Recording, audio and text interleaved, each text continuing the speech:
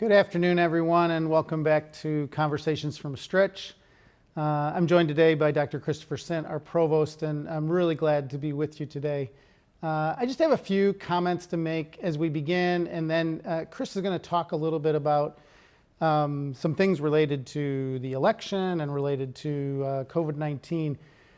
But before we move over, I did want to say a few things. First off, Chris will talk more about this, but the election is coming up, and we are all, dealing with what I will say is genuine stress and tension as a society, because we know that we're, divided as a country. So we want to talk a little bit more about that today, but just I want to invite all of us to continue to, act out of our Lasallian tradition and treat each other with dignity and respect as we go through this really tension-filled time.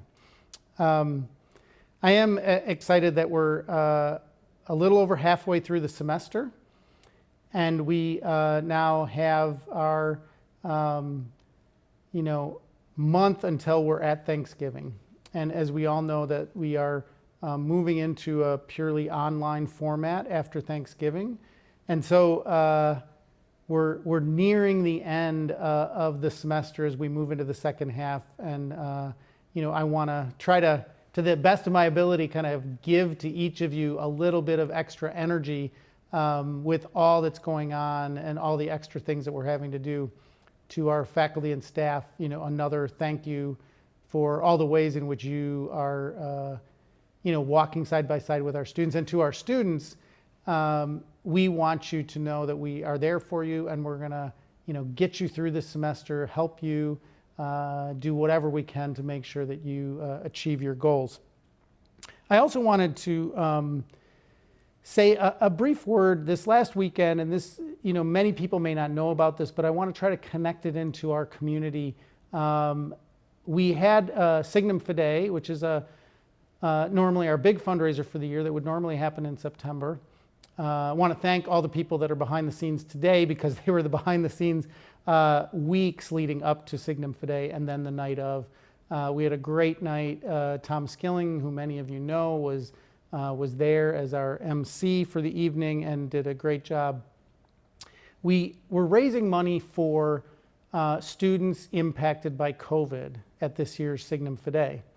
And I want everybody to be aware that for the spring semester, there is an opportunity, whether you're a new transfer student coming in or you're a student who you or somebody in your family may have lost a job in the last few months. We know that there were, almost another 1 million people who filed for unemployment this last week across the nation, and we know that that's impacting some of our students and their families. So there is a COVID-19 relief fund.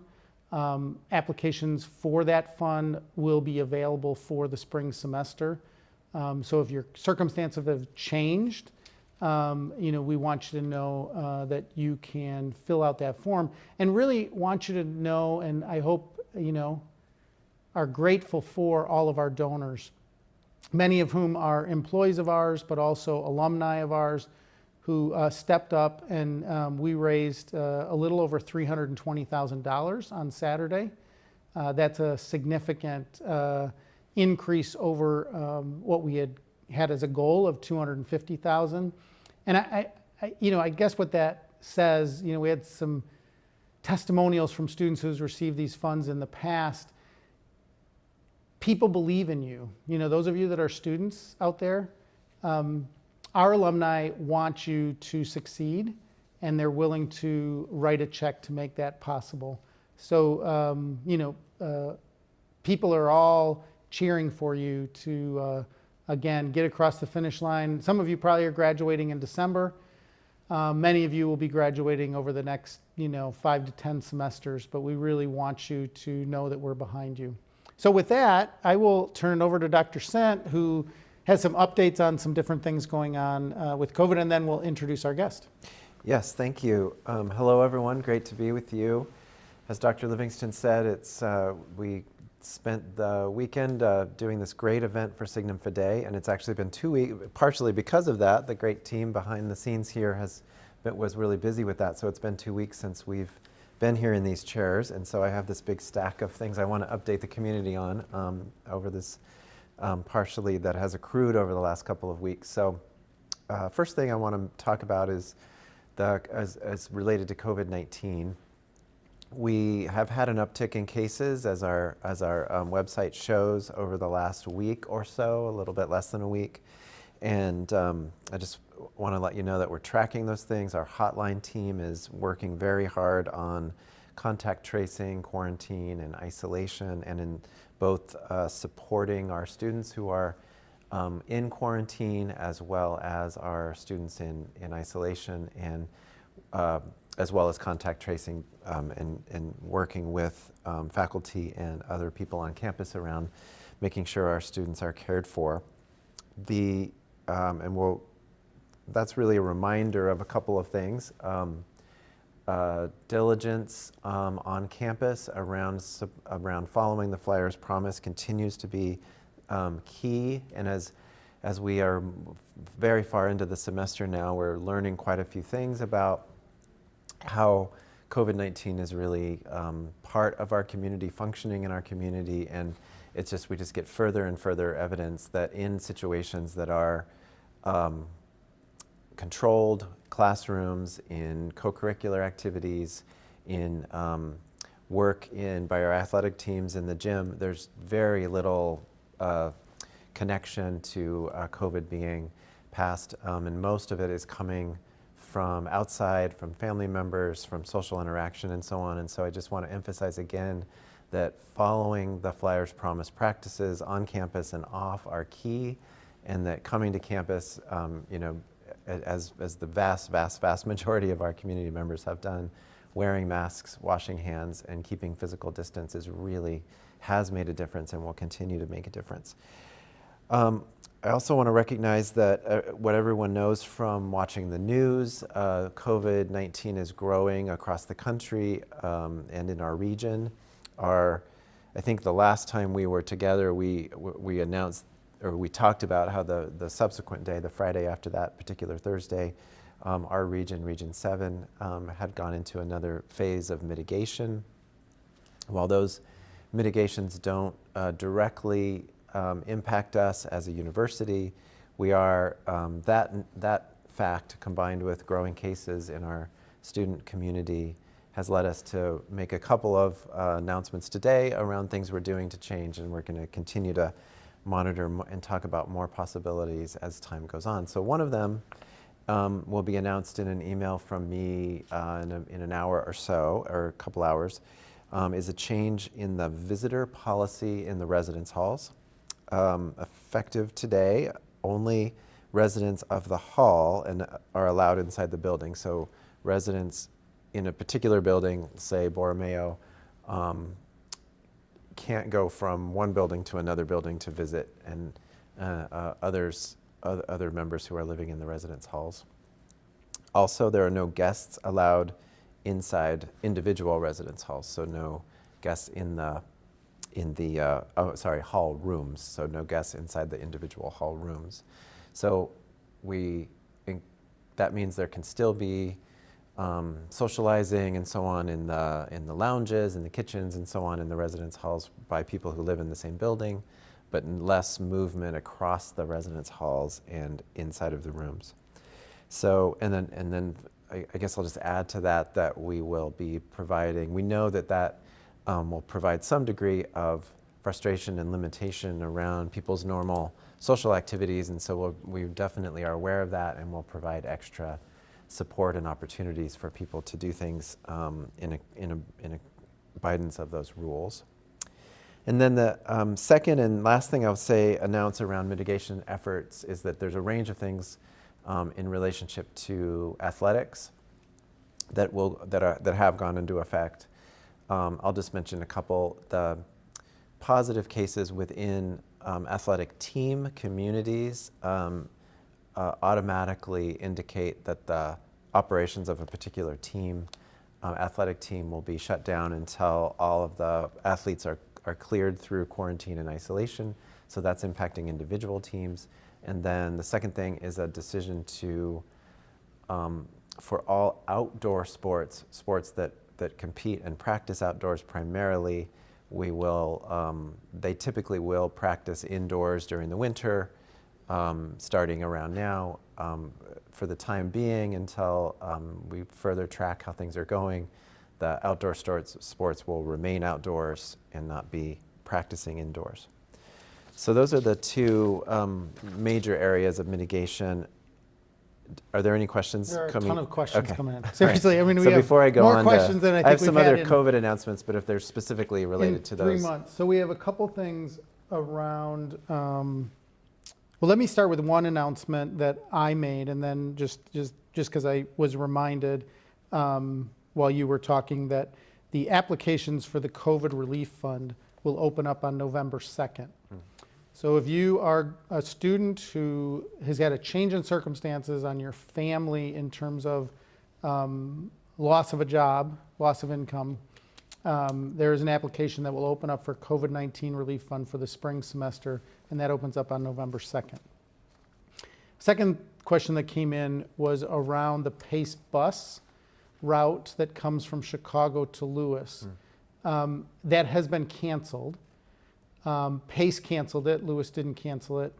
I think many of you are aware that the whole, infrastructure of public transportation has been really challenged because so many people have been afraid to travel on buses and trains across the country.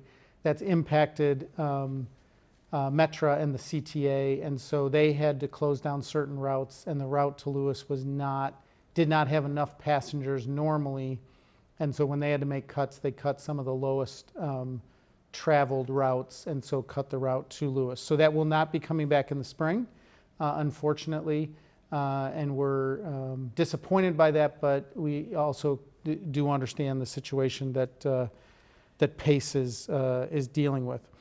So there were some follow-up questions. You talked about athletics, but there's a follow-up question about athletics that came in about just, I think the way the question was asked was, is everybody going home because of all the athletes becoming sick? And maybe you want to, because obviously students are concerned about this and they see some of their friends who are on teams who are all, not all, but in quarantine.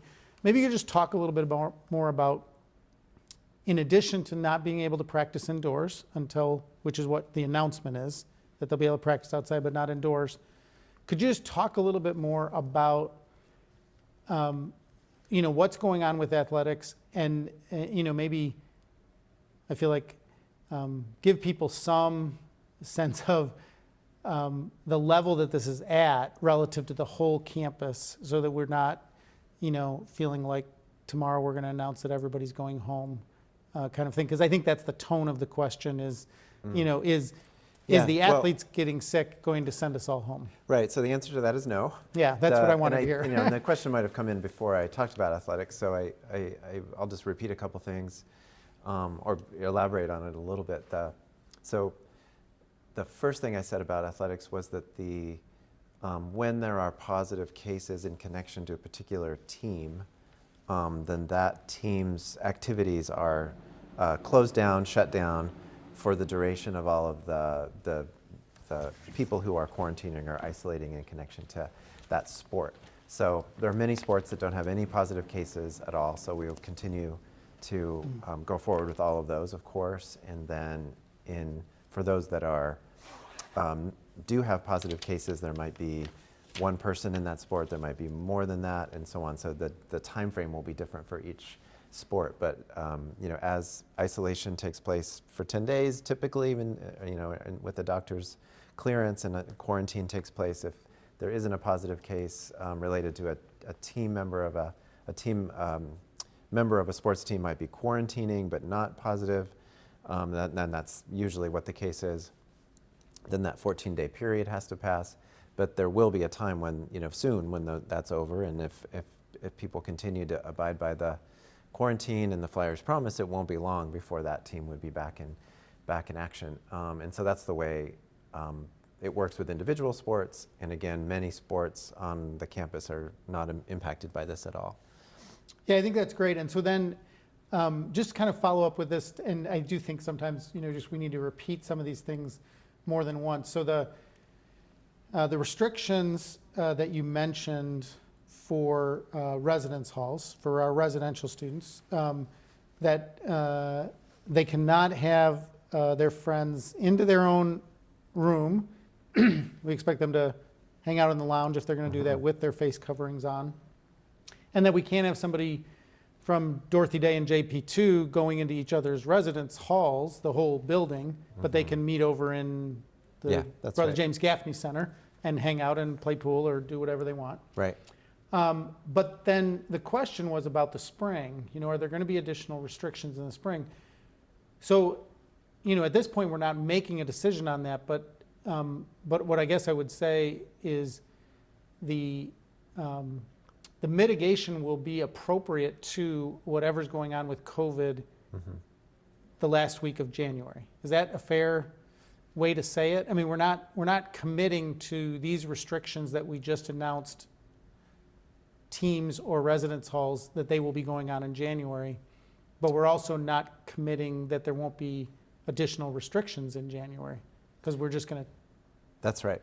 Yeah, and nothing that's going on right now has direct bearing on our planning for the spring. Correct. Because we know that there is, there will be growth in COVID-19 in our region. It will probably go up and down, and who knows what will be happening exactly in December. And so all, if you've, and we will talk a lot, I think, next week about the planning for the spring. I know we've had a couple shows about that already. There are no changes in the planning for spring as of today. Correct. And nothing connected to what's going on this week on campus is impacting our planning for the spring. So we continue to plan a hybrid delivery for the spring. And as we have said a lot, we're planning as flexible a schedule as we can, with the ability to make adjustments anytime between now and then. But there's nothing going on that would impact that now. And there's a question about labs in the fall. Yeah, I'm not sure whether there'll be about that. online labs in the fall, and I don't know the answer to that, and I don't know that we haven't done this fall schedule yet. So. Well, maybe it's about this. The questions might be about this fall. This current fall, whether we're going to have labs. Oh, maybe it is. I'm not sure, but so I guess maybe the answer, I'll just say again, say about that, which we have not talked about in a long time, is that when we go online after Thanksgiving here this fall, the experiential learning, including most labs, would be online as well. And I know most people's professors are very clear about. I mean, we're not changing anything that would be on the syllabus in any different way from the way it's been planned all fall. But there are some experiential learning opportunities, like connected to clinical placements or connected to individual choice experiential learning, like flight, where that will extend in person at the student's choice beyond Thanksgiving. But most labs are planned to go online after Thanksgiving. So now we had another question that came in about Halloween. So I think it's great that we have Jill on. We're going to introduce Jill in a little bit. Yes. But you can tell by these questions there's a lot of anxiety out there. I mean, I think that's what we're seeing. And we want to, part of the reason that that our guest who is with us today is with us is because we recognize that there is a lot of anxiety both among our students and staff and faculty around COVID.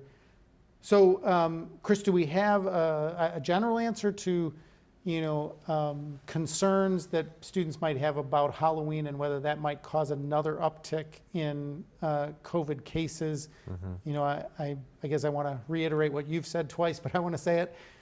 The key to all of this is the basics that we've gone over and over again, but are really important, which is wear a face covering, stay at a decent physical distance, 6-8 feet away, wash your hands regularly, interact with people outside as often as you can if the weather permits. I think those are all really, and I think when it comes to kind of Halloween, that we are going to try to do Halloween right. I mean, allow people to have fun on Halloween and do it with those guidelines in mind. Yeah, I don't have much to add to that. I Yeah. mean, we are aware that Halloween is this weekend, and it's one of the reasons why we're really emphasizing some of these mitigations and trying to emphasize as much as possible how important personal behavior is in spreading COVID or protecting us from the spread of COVID.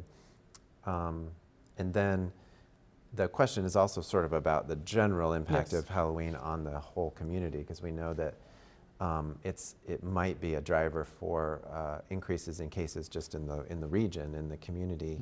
And so we are continuing to continuing all of our practices around safety and support for our community as if it does make a difference. So the follow-up was clarification, which I love that we're able to kind of communicate with those of you watching us. The question about labs was about spring. So they got back and said, we want to know about spring labs. And I guess, I think... I would really talk to your departmental chair about that, because I think the general plan is for most departments to do something very similar to what we did this fall with labs, but there may be departments that are planning variations on what they did this semester. So I don't want to speak to that yet. Yeah, and the schedule is... And it should be... The schedule should be clear. Yeah, it should be clear right? in the schedule. You could sign up for one that was in person, or there might be an opportunity in some departments to sign up for one that was more virtual in nature. Yeah, and I can understand why the labs especially might be confusing, because there are, we worked really hard to make the type of delivery, whether it's in person or hybrid and so on, very clear in the schedule and to stick to that. But labs, and especially, we have a lot of different creative, faculty doing really creative things around delivery of labs. So I think it would be great to talk with faculty and department chairs in the disciplines about exactly how they're approaching it. Yeah, that's great. So we're going to switch to our guest. I want to make one comment before we switch to our guest, which is... I have tons more announcements before we introduce our guest. I'm sorry. So sorry, I do Jill. want to make one announcement, because we were talking about athletics earlier, that really excited and want to congratulate our men's cross-country team for winning the GLVC. So we did have conference championships this fall in cross-country, and our men won the GLVC, which is exciting. And so I want to, just say congratulations to all of you, coaches and athletes. And of course, also to the women, they did really well. But congratulations to the men for winning the conference. All right, Chris, back to your list. Okay, I'm going to abbreviate a few things, but so a reminder that we are doing free testing for our community and the local community every Tuesday and Thursday, starting at 9 a.m. And an extra announcement about that testing will not take place on Tuesday, Election Day. And so we did it today, and then next week it will happen only on Thursday, and then we'll get back to that Tuesday-Thursday schedule the week following that. And then I'll just say maybe an advertisement for next Thursday's conversation from Stritch. Great questions about about the spring semester planning. And so we will talk about that next week, and especially in relationship to our student survey that went out, that is now completed, and our faculty survey that is now completed. The next Thursday we'll have the results of those surveys, and we'll share some highlights from those and some of the learning that we've done in relationship to the student feedback and the faculty feedback. There will be students who are watching. There will be at least one more survey that we're going to send to you about the extracurricular, co-curricular activities on campus. And that will help us plan for the spring. So next week's results will be mostly about the classroom experience. And so we're really excited to share those and to talk about how we're learning from those to make adjustments about the spring semester. Just if you could just clarify I know every student received the email, the request to fill out the survey, but some of the people watching maybe didn't even open it up. So because you just said, so the survey was generally about? Yes, we sent a survey to all students, and it was generally about the experience of the fall semester. And it was focused particularly on the academic experience of the semester. So the experience of taking classes online, experience of taking hybrid delivery classes, the questions about faculty engagement, questions about learning online, technology, support, things like that. Yeah, so the teaser is show up next week to the show, because you'll find out whether you and your peers felt good about the online experience, the hybrid experience, the labs that were in person, and the balance you were able to find in terms of your schedule. And then we're really taking that into account as we plan for the spring. Yes, yeah, and that would be another opportunity for us to just kind of give an update on how the spring planning is going. So, and then one more thing before we introduce Jill. Thank you so much for your patience, Jill. The election that you mentioned, I will be sending out a message to the community tomorrow specifically about preparing for the election, or resources that will help with the election. And I think we just have a couple things to show before moving to the next topic. So if we could show the website for civic engagement, that might be the first thing. Thank you. So this is here. This will be in my email tomorrow if it's hard to find, but if you Google civic engagement at Lewis University, this website will come up. It's the most comprehensive guide to voter information, including our voter information guide, as well as resources about voting and other resources related to the election. We're planning, we're going to continue to talk about the election. We'll probably talk about that next week as well. And then I just want to let the community know that we're planning a lot of events and support for the community to process the election. We have been doing that, but especially after next Tuesday, after Election Day, there will be calendars of, and I'll again announce this tomorrow, but calendars, and Jill might want to talk about this a little bit as well, because she's been very instrumental in planning groups to discuss and process the election results, or the process of the election, as well as resources from faculty about the election. We might do a little bit of that next Thursday. And other support materials, going forward. And then the last thing that's maybe time sensitive for today is to remind people that we do have a shuttle, and there's maybe a visual here. Yeah, thank you. To take students to vote at the early voting location at Lockport Township and the Romeoville High School. So you just have to, and again, I'll link to that tomorrow if people don't remember having access to this. You just have to fill out the form, and our shuttle will take you to voting and to early voting. And so one of the questions that just came in, Chris, was about that very issue of the day of the election and whether classes are canceled, which they are not, I want to say. So we are, so that you can go vote. I know that some people felt like, can't we shut down the university so that we can go vote and participate? We are not doing that, but we are providing opportunities for you to go vote before the election and opportunities the day of the election. So, so that's the answer to that. So now I think we may want to introduce Jill. Yes. Yeah. So thank you so much for your patience as we've needed to talk through these really important issues. But now I'm really, really pleased to introduce Jill Whitaker, who is our Director of Counseling Services. So welcome, Jill. Thank you very much. Good afternoon. Great to see you. Thank you for joining us, Jill. Sorry about the delay. Absolutely. It was all important information. I was listening. Great. So we will just get right into it, and we know you have some resources to share. And of course, we always love to talk with you and to talk about the great counseling services we've had, and we've talked about it a few times here on the show.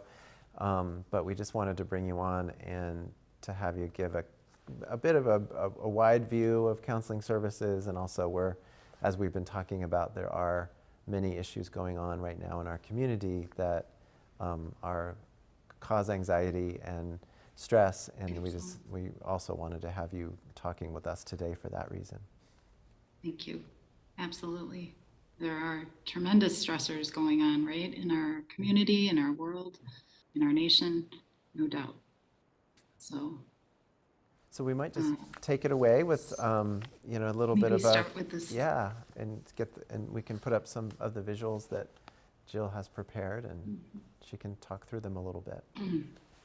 So, you know, when Chris asked for me to join, we've been using this visual in talking with the student community because it is a validating visual. I'm hoping you can see it on the screen.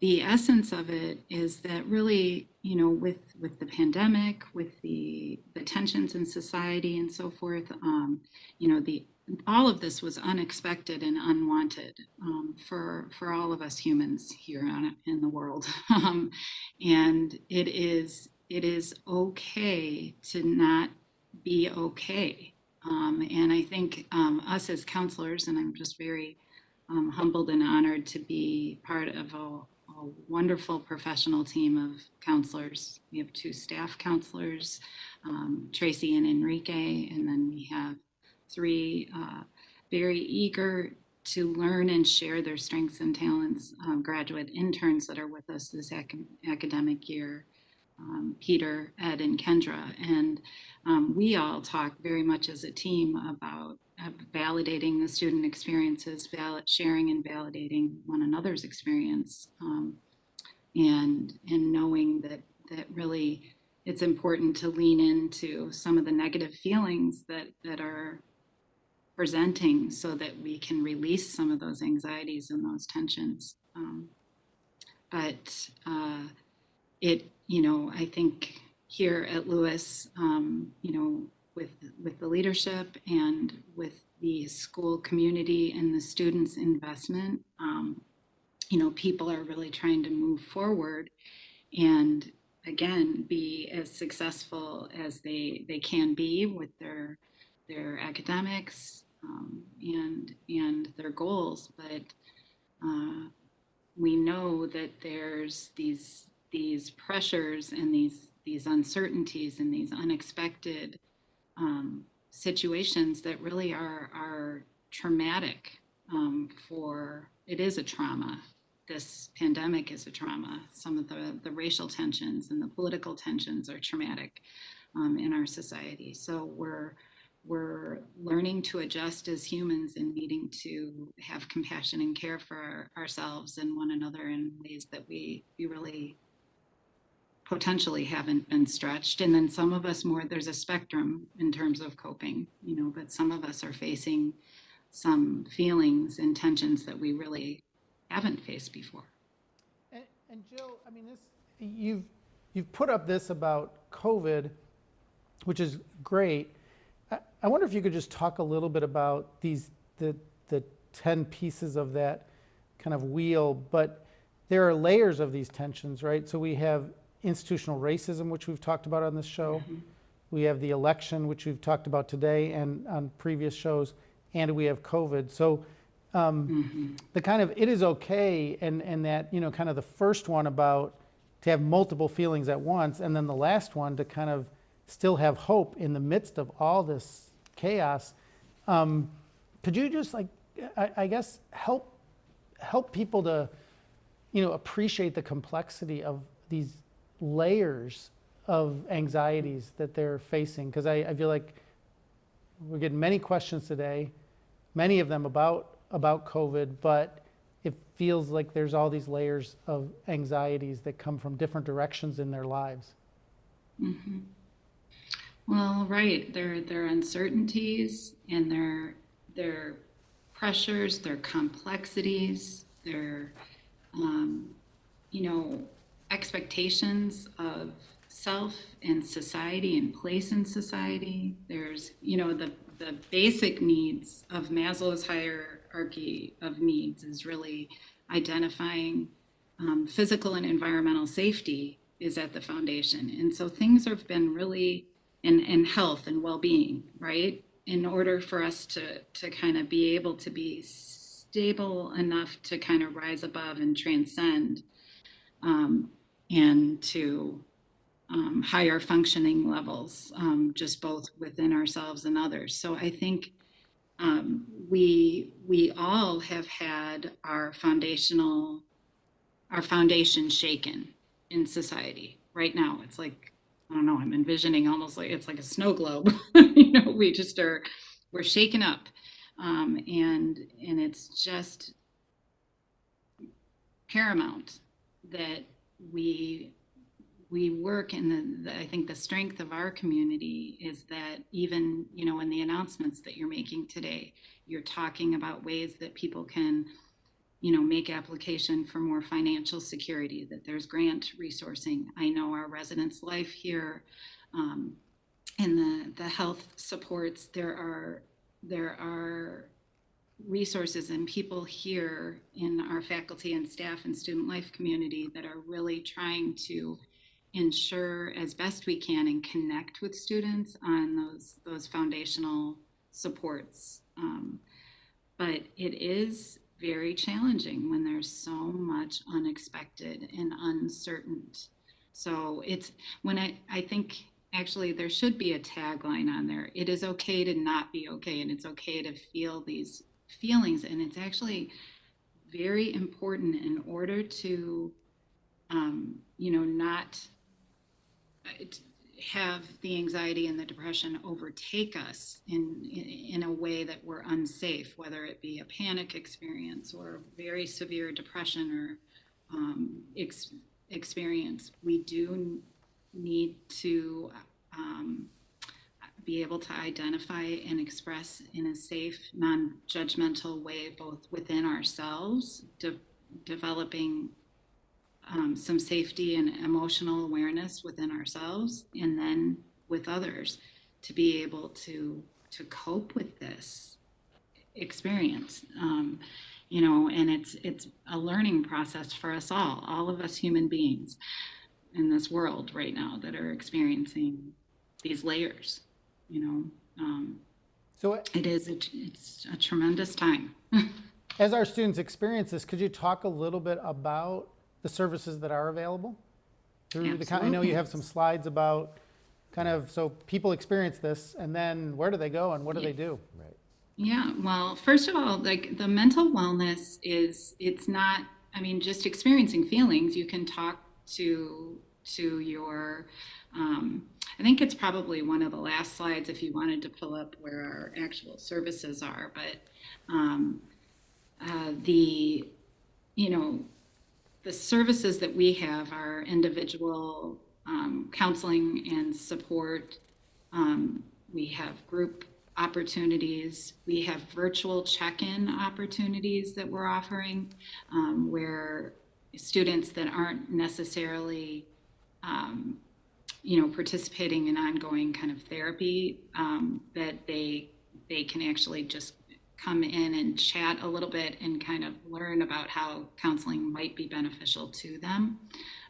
We also have urgent care supports. So calling, and on our web page, we actually have a form that you can submit, an appointment request form, and you can submit the day and time. And our office coordinator, Sandy, is so tuned into that. And if you put that you want that appointment that day, she is shuffling to try to assure that someone is contacting you or outreaching you that day. So, our services are typical hours, 8:30 to 4:35, but we have been much more flexible since the pandemic, in terms of accommodating people's schedules and making sure that we're connecting. So we are primarily serving through telehealth.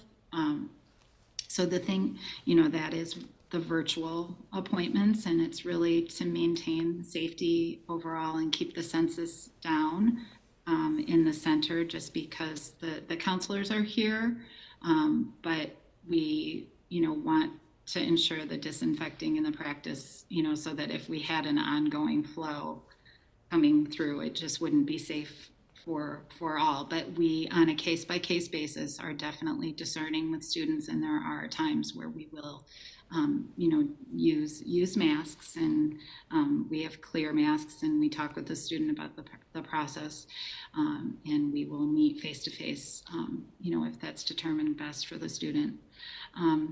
And then we do have we've started using rooms, and students can even access the study rooms that are through CASE.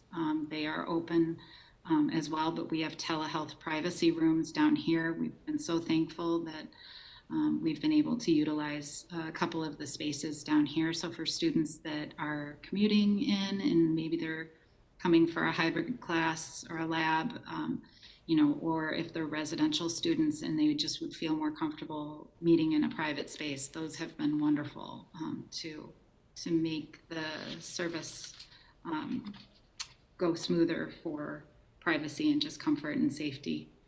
So that has been good. That's great.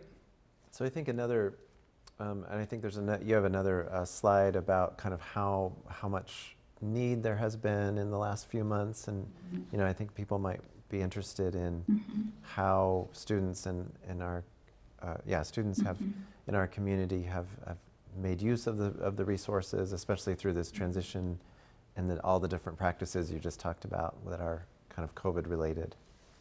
Absolutely. So since COVID, actually, our team has had about over 2,000 appointments, telehealth appointments.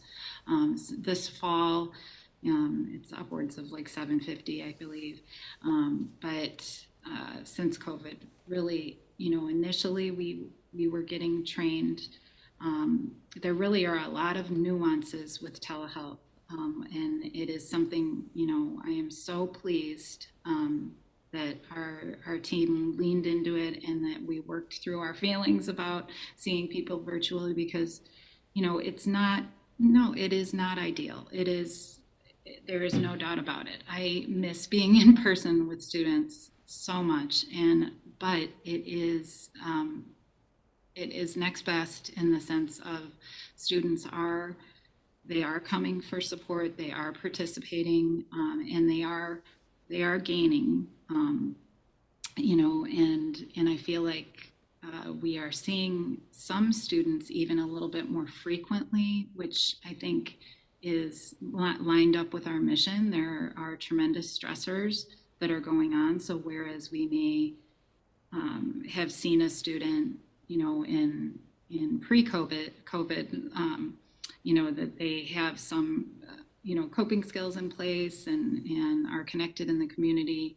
We might see them every couple weeks, but we're seeing people a little bit more frequently and doing some more follow-ups if there's presenting concerns. So the intensity and the frequency is definitely greater during this COVID time. And we're partnering with Student Life. One great benefit I feel of our community is just, there's Jill Siegfried has been coordinating an effort of collaboration. I mean, there are multiple collaborations going on, but pulling together a lot of the student serving departments in ensuring that we're connecting. And in preparing for today, I realized we did 65 different outreaches, which that is wonderful since March. So different kinds of outreaches that through partnerships, whether it was visiting an athletic team virtually or, a training opportunity or a visit to RAs or an outreach effort that we just offered on our own, but a lot of collaboration opportunities. And so I know you have another slide, Jill, about what people actually, like what are the most likely presenting issues that people bring to the table? Mm-hmm. So depression, anxiety, and stress and relationship concerns are really the key issues that are presenting. We are seeing an increase in, alcohol use, actually. So we're having some parallel with nationwide mental health statistics.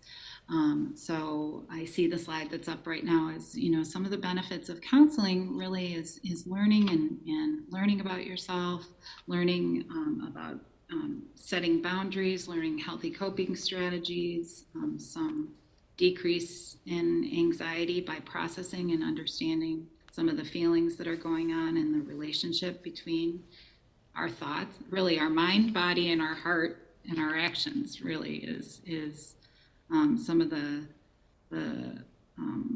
benefits of counseling support with an objective and hopefully non-judgmental individual, that can really help students in their own self-awareness and their own confidence. Our counselors, our team really promotes a lot of the other resources that are available in the community as well, both here at Lewis and also additional clinical supports or resources in the community, which is beneficial. And there's definitely been reported increase in coping skills by students, but also even a little bit more academic motivation. We have seen, a lot of academic stresses, a lot of challenge with adjusting to, the hybrid and the online learning. Motivation is lower. So Jill, thinking about all of those different benefits of counseling and the learning that you just talked about with what students are going through right now, I don't know quite how to ask this question, but if someone's never been to counseling, what do they need to know about how to decide whether to make that call or to contact the office to determine whether they want to come in and talk with somebody or to do telehealth? So, you know what, honestly, we talk about this a lot. I think making that first call it's just, for many people, it is a very courageous thing to do because people most often want to resolve their situation on their own. There's a lot of students, just humans, all of us. We want to be able to figure out our life situation ourselves. But the reality is, it depends on what your mindset is. But we really, we're put on this world together in community, and we really are meant to support one another. But sometimes I think that resistance to making that call is because, there's fear of what even the counselor will think of me, or what is my problem? Why do I need to ask for help? Well, seeking support is truly a strength, because the more you lean in and allow yourself to be authentic and genuine and vulnerable in your feelings and your thoughts, the more you're going to allow learning to happen, real learning and growth to happen about yourself, and then I think also about others when you're in relationship with a counselor. So again, what I would want students to know is not to have fear. I mean, the one thing, the person that they will receive on the other end, whether it's a phone call or an email, my hope is going to be compassionate and caring, and again, not judging, and also have some encouragement and guidance and experience and wisdom to offer the students. So it's almost like just a willingness to give it a try to see. They don't have to. It's voluntary. They don't. If it isn't helpful to the student, they don't have to call again, right? So why not just call and see if it could be helpful. Thank you. Really great advice. And as you mentioned earlier, Jill, we've seen this around the country. I know there have been sessions, the presidents of private higher ed institutions meet yearly, and this has been one of the topics at our meetings of, the increase in the number of students that come to campus with with stuff that they need to talk about and maybe they have not allowed themselves to do that in high school. And then a range of other mental health issues and just the way in which we as communities, as learning communities, really want to embrace students as holistic people and recognize that their physical health, their mental health, their spiritual well-being, and their educational desires all need to be met in our community. And that is an increasing challenge, I think. But I want to say, we may have some other comments and questions, but just again, I want to say to you and your entire team how grateful we are to you, one, for your professionalism and your care for our students, but the way in which you're promoting the well-being of our community. Lewis is a better place because you're here to be able to absorb some of our pain, to help us through this kind of mystery that is life, and to help us in times that are really stressful. So thank you. Thank you for that. And thank you for the support. And again, it is a collective. Mental health and well-being it crosses all within faculty and staff and with ministry and wellness, the recreation. So many departments are really working on the wellness or well-being overall. We are just more structured and intentional and focused through the professional role of therapy. Yeah, so Jill, that's so true, and it is such a community effort and collaborative effort right now, and as always, but especially right now. And I guess we have maybe one more area of inquiry to talk with you about before we close, which is maybe to bring things back full circle in a way and talk about how there are a lot of students in quarantine right now.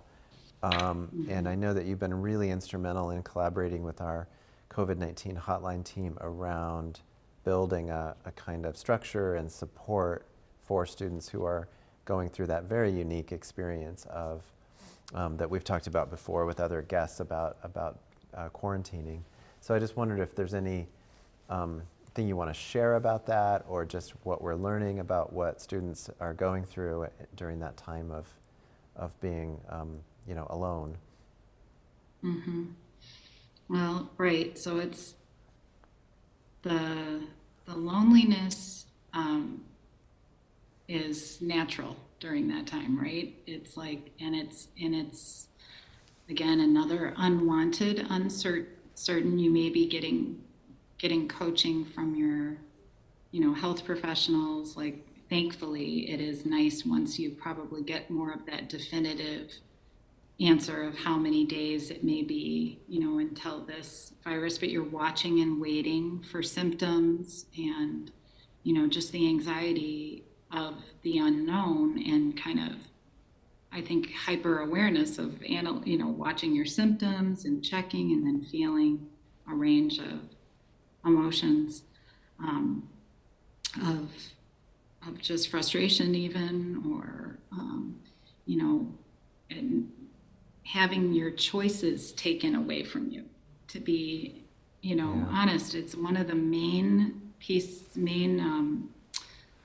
coping skills for anxiety is finding your own agency and having some choice, a voice and choice, let's put it that way, and I think that's what's really challenging. So I know the COVID response team and the nurses are giving kind of like a care plan, a quarantine care plan, suggesting kind of coping strategies. And then we are certainly available and are definitely meeting with students individually, through the telehealth, and encouraging students to validate their own feelings, but also try to find some value and purpose and meaning in this experience, and generate kind of their own healthy care plan and coping strategies that work for them. But it is extremely challenging, and we just had two of our counselors here visited one of the athletic teams. Actually, over the past couple days, we've visited a couple different athletic teams that are currently at different varying stages of quarantining. And that was probably, I mean, I'm only putting myself in the shoes of the athletic athletes, but it maybe felt nice to connect virtually, even though I'm sure the coaches are doing that as well, but just to talk a little bit more about their mental health and well-being.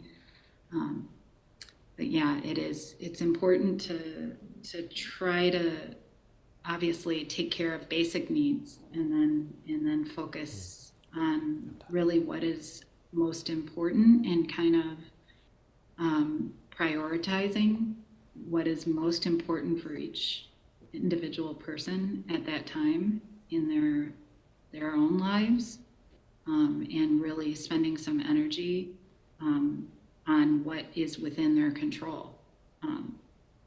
So it really is a resetting of priorities.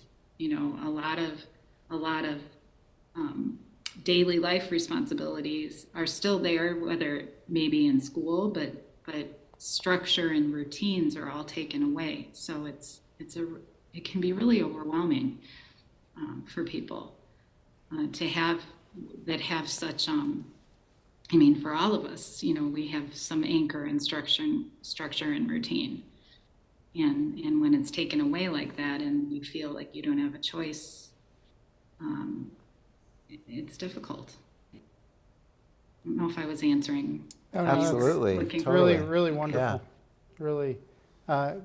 Chris, I think that's probably the questions that we have that have come in and addressed much of this. So I don't know if you have some last comments. No, well, thank you, Jill, so much. And, your contribution to this whole effort has just been incredible. And, we're so grateful to you and to all of our counselors for the work that you're doing to support our community.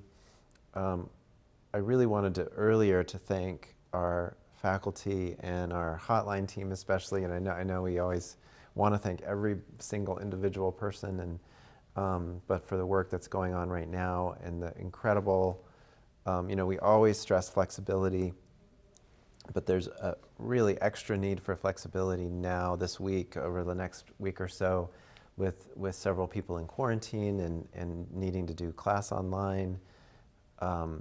The election, again, we do have class that day, but we really want to urge our faculty to be flexible around voting and so on. And so I have incredible gratitude. It's just flexibility stacked on flexibility there. And to our students especially for continuing to just do Herculean things to get the work done of the classes. And it's just very, very apparent, especially this week and next week, thinking about next week. So I have lots of gratitude, and I just wanted to express that before we close, and that's it from me. That's great. Thank you so much, Chris.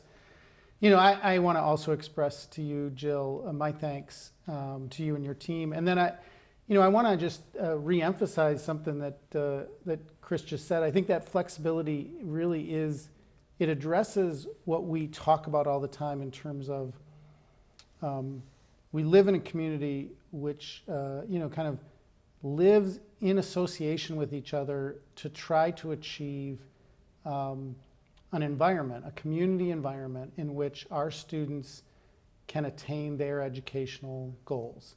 That's what we do. And so as students, we know this has been a lot harder, and we're with you, and we want you to be successful. To our employees, our faculty and staff, such gratitude for the way that you have learned new things yourself, being lifelong learners and learning how to deliver courses online, and learning for Jill and her team, learning how to do telehealth, to work with people in an online environment. When some of the physical cues and ways that counselors learn to pay attention to body language may not be fully there in the two-dimensional space. Again, a great thank you. I don't know if anybody's listening, but great thank you to all of our donors for making it possible for our students to get the COVID-19 scholarships from this last weekend. A great thank you to all of the people that are behind the scenes and making it possible for us to present this to you today. For our student director today, really appreciate his work. And now I just forgot his name, Reed. I think. Yes, Reed. It just popped in my head. So Reed, thank you for that. Thank you to John and Joe, and to all our faculty and staff for all that you do. Vote, pay attention to the Flyers promise around how we keep each other healthy and safe. Take care of yourselves, and many blessings to you and your family. Have a great week.